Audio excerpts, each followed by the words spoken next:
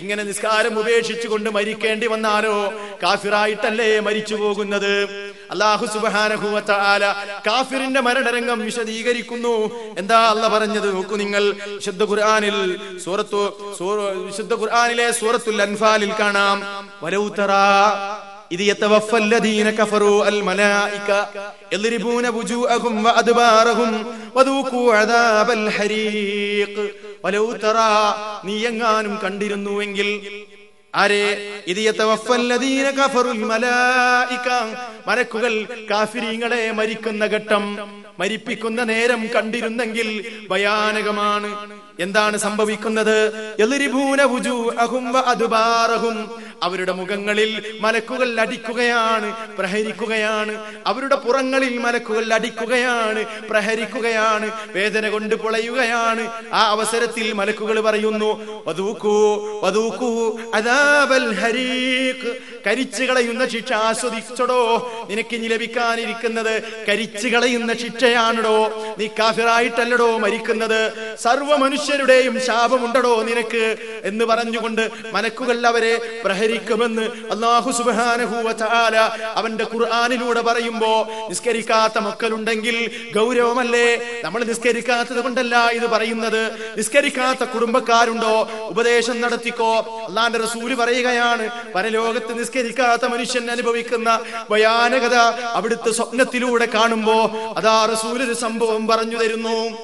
എന്താ നബി പറയുന്നത്? ഞാനൊരിക്കൽ ഒരു സ്വപ്നം കണ്ടു. ആ സ്വപ്നത്തിൽ രണ്ടാളുകൾ എന്റെ സന്നിധാനത്തിൽ വന്നു. എന്നിട്ട് ആ രണ്ടുപേരും എന്നെ കൂട്ടിക്കൊണ്ടുപോവുകയാണ്.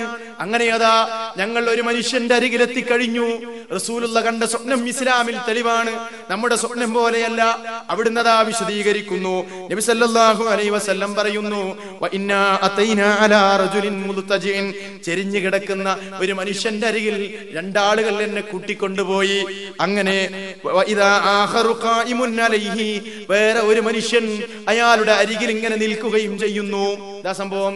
ഒരാളിങ്ങനെ ചെരിഞ്ഞു കിടക്കുകയാണ്, അയാളുടെ അരികിൽ വേറൊരാൾ ഇങ്ങനെ നിൽക്കുന്നു. എങ്ങനെയാണ് ആ മനുഷ്യൻ നിൽക്കുന്നതെന്നറിയാമോ? വഇദാ ഖായിമുൻ അലൈഹി ബിസ്വഖറത്തിൻ വഇദാ ഹുവ യഹ്വി ബിസ്വഖറ, അയാൾ എന്ത് ചെയ്യുന്നു? അയാളുടെ കയ്യിലതാ ഒരു വലിയ പാറകഷ്ണമുണ്ട്. എന്നിട്ട് ആ മനുഷ്യന്റെ ചെരിഞ്ഞു കിടക്കുന്ന മനുഷ്യന്റെ തലയിലേക്കതാ ആ പാറയുടെ ആ വലിയ ഭാഗം വലിച്ചെറിയുന്നു. അപ്പോൾ ആ മനുഷ്യന്റെ തല പൊട്ടിത്തെറിക്കുന്നു. റസൂൽ കാണുകയാണ്. പിന്നെ വീണ്ടും ആദ്യത്തേതുപോലെ തന്നെ ചെയ്യുന്നു. ഈ പ്രവൃത്തി ഇങ്ങനെ ആവർത്തിക്കുമ്പോ ലോകത്തിന്റെ പ്രവാചകൻ ഞെട്ടിപ്പോകുകയാണ്. അവിടുന്ന് പറയുന്നു, സുബ്ഹാനല്ലാഹ്, എന്താണ് ഈ കാണുന്നത്? എന്താണ് ഈ കാണുന്നത്? ഇതെന്തുമാത്രം ഭീകരമാണ്, ഇതെന്തുമാത്രം ഭയാനകമാണ്. റസൂലുള്ളാഹി ചോദിക്കുന്നു, ഇതെന്താണ്? അവിടുന്ന് അതാ വിശദീകരിക്കപ്പെടുന്നു, ഫഇന്നഹു റജുലുൻ, ഇതൊരു മനുഷ്യനാണ് ഈ കിടക്കുന്നത്. അയാളുടെ സ്വഭാവം എന്തെന്നോ, യഖുദുൽ ഖുർആന, ഈ മനുഷ്യന് ഖുർആൻ അറിയാമായിരുന്നു. എന്നിട്ടും വയനാമു അനിസ് സ്വലാത്തിൽ മക്തൂബ, മുസ്ലിമേ സഹോദരാ പഠിച്ചു വെച്ചോ, മറക്കാതെ മനസ്സിൽ സൂക്ഷിച്ചോ. വയനാമു അനിസ് സ്വലാത്തിൽ മക്തൂബ, നിർബന്ധ നിസ്കാരത്തിന്റെ നേരത്ത് കിടന്നുറങ്ങുകയായിരുന്നു ഈ മനുഷ്യൻ. ഈ സന്ദേശം കൈമാറേണ്ടതില്ലേ സഹോദരന്മാരെ? റൂമുകളിൽ നിസ്കാരത്തിന്റെ നേരത്ത് കിടന്നുറങ്ങുന്നവരില്ലേ? ഈ സന്ദേശം കൈമാറേണ്ടതില്ലേ? സുബഹി ജമാഅത്തിന്റെ സമയത്തും ജമാഅത്തിനെത്താതെ കിടന്നുറങ്ങുന്ന നിഫാഖിന്റെ ലക്ഷണമുള്ളവരില്ലേ? അല്ലാഹുവിന്റെ റസൂൽ എന്താ പറഞ്ഞത്? വഹുവ യനാമു അനിസ് സ്വലാത്തിൽ മക്തൂബ. ഇനി വേണോ ഇതിന്റെ ഗൗരവം?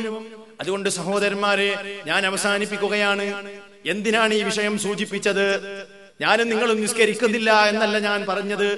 നമ്മുടെ സമുദായത്തിൽ മുസ്ലിം പേരുകളിൽ അറിയപ്പെടുന്ന നമ്മുടെ കുടുംബത്തിൽ, നമ്മുടെ മക്കളിൽ, നമ്മുടെ ഭാര്യമാരിൽ, നമ്മുടെ അടുത്ത കുടുംബക്കാരിൽ, നമ്മുടെ അയൽവാസികളിൽ, നമ്മുടെ സമീപ പ്രദേശങ്ങളിൽ, നമ്മുടെ റൂമിൽ താമസിക്കുന്നവരിൽ, നമ്മുടെ കൂടെ ഓഫീസിൽ ജോലി ചെയ്യുന്നവരിൽ, നമ്മുടെ സ്നേഹബന്ധുക്കളിൽ, നമ്മുടെ കൂട്ടുകാരിൽ പലരും നിസ്കാരം കൃത്യമായി നിർവഹിക്കുന്നവരല്ല.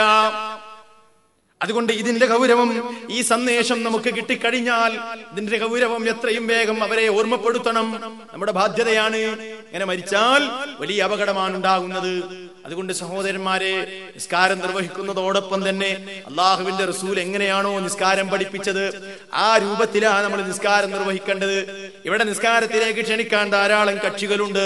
പക്ഷേ അള്ളാന്റെ റസൂൽ എങ്ങനെയാ നിസ്കരിച്ചത് എന്ന് പഠിപ്പിക്കാൻ ഇവിടെ ആരുമില്ല. അതാണ് നമ്മൾ മനസ്സിലാക്കേണ്ടത്. നിസ്കാരത്തിലേക്ക് വരണേ എന്ന് വിളിക്കാൻ ഇവിടെ ഗ്രൂപ്പുകളുണ്ട്. പക്ഷേ ഞാൻ നിസ്കരിച്ചതുപോലെ നിസ്കരിക്കണേ എന്ന് റസൂലുള്ള പറഞ്ഞിട്ടുണ്ടെങ്കിൽ റസൂലുള്ളയുടെ നിസ്കാരം പഠിപ്പിക്കാൻ നമ്മൾ മാത്രമേ ഉള്ളൂ. അതുകൊണ്ട് നിസ്കരിക്കുന്നത് റസൂലിന്റെ നിസ്കാരമായിരിക്കണം. റസൂലിന്റെ നിസ്കാരമായിരിക്കണം. റുക്കോവും സുജൂദും ഒന്നും പൂർത്തീകരിക്കാതെ വേഗത്തിൽ നിസ്കരിക്കുന്ന ആളെ കുറിച്ച് അല്ലാഹുവിന്റെ റസൂല് പറഞ്ഞത് ഫഇന്നക ലം തുസല്ലി, എടോ നീ നിസ്കരിക്കാത്തതിന് തുല്യമാണ്. എങ്ങനെ നിസ്കരിച്ചിട്ട് കാര്യമില്ല, പക്ഷികൾ കൊത്തുന്നത് പോലെ നിസ്കരിച്ചിട്ട് കാര്യമില്ല. റസൂൽ അവരെ കുറിച്ച് പറഞ്ഞത് അങ്ങനെ ആരെങ്കിലും നിസ്കരിച്ചിട്ട് അവര് മരിച്ചാൽ മുഹമ്മദിന്റെ മില്ലത്തിലല്ലാതെയാണ് അവർ മരിച്ചു പോകുന്നത്. സുബ്ഹാനല്ലാഹ്. റുക്കോഉം സുജൂദുമൊന്നും തുമഇനീനത്തില്ലാതെ അടക്കമൊതുക്കമില്ലാതെ വേഗത്തിൽ നിസ്കരിച്ച് തീർക്കുന്ന ആളുകളുണ്ടല്ലോ, ശ്രദ്ധിച്ചോ. റസൂലുള്ള പറയുകയാണ്, അങ്ങനെ ഒരാൾ മരിച്ചാൽ മുഹമ്മദിന്റെ മില്ലത്തിലല്ലാതെയാണ് മരിച്ചു പോകുന്നത്. ഗുരുതരമല്ലേ?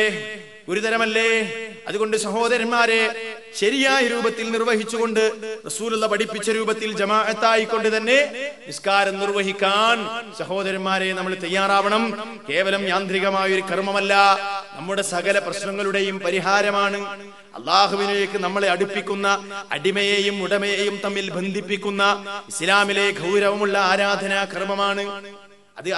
അതുകൊണ്ട് തന്നെ അതിന് അതിൻ്റെതായ പ്രാധാന്യം കൽപ്പിക്കുകയും ആ ഒരു വക്കാറത്തോടുകൂടെ, ആ ഒരു ഗംഭീരത്തോടുകൂടെ നിസ്കാരം നിർവഹിച്ച് അള്ളാഹുവിലേക്ക് അടുക്കാൻ കഴിയുന്ന സദ്വൃത്തരുടെ കൂട്ടത്തിൽ, നല്ല അടിമകളുടെ കൂട്ടത്തിൽ ഉൾപ്പെടാൻ നമ്മളെല്ലാവരും ശ്രമിക്കണം. അള്ളാഹു സുബ്ഹാനഹു വ തആല നമസ്കാരം കൃത്യമായി സൂക്ഷിച്ചു പോരുന്ന നല്ല മനുഷ്യരുടെ കൂട്ടത്തിൽ നമ്മെ എല്ലാവരെയും ഉൾപ്പെടുത്തുമാറാവട്ടെ. നമ്മുടെ നമസ്കാരങ്ങളിൽ വന്നുപോയ പിഴവുകളും അപാകതകളും പടച്ച തമ്പുരാൻ നമ്മിൽ നിന്ന് മാപ്പാക്കി തരുമാറാവട്ടെ. നാഥ, ഞങ്ങളുടെ നമസ്കാരങ്ങളും ആരാധനാ കർമ്മങ്ങളും ഞങ്ങളുടെ എല്ലാ കർമ്മങ്ങളും ഞങ്ങളിൽ നിന്ന് നീ കബൂൽ ചെയ്യണമേ തമ്പുരാനെ.